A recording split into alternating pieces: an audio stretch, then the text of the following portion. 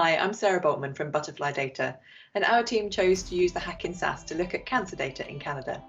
We were very lucky to be joined by a PhD student, Chang, who is an expert in biostatistics and cancer.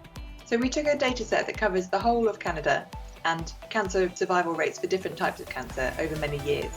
We realised when we got the enablement material from SAS that SAS Via 4 also includes conversational AI in the form of a chatbot, and we wondered whether it would be interesting to build a chatbot to enable users to interact with the data in the dashboard.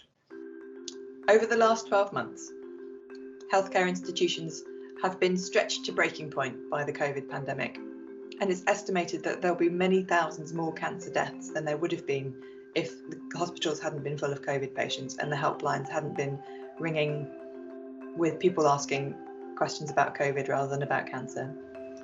Cancer care has suffered terribly through COVID. Actually, as a side, I know people working in the industry who will tell you that they are now seeing patients that should have been screened a year ago that weren't, and many now have inoperable or non-treatable cancers because of it.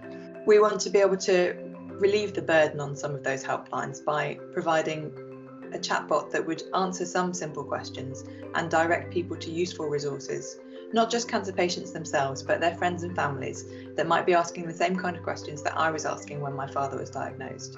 What can I do? How long is he likely to survive? What kind of food should I be cooking him if he's having side effects from chemotherapy that might not upset his stomach quite so much?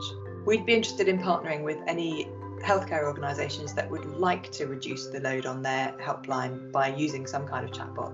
We'd be happy to take what we've built so far and tailor it to your specific use case. We're not trying to pretend that this is a substitute for a doctor or for a caring human, but for cases where a patient or a patient's friends and relatives want to ask a simple question and be directed to some reliable resources rather than just Googling and finding any old thing on the internet, we think our chatbot could be the right answer, and we'd be happy to talk with you further about it.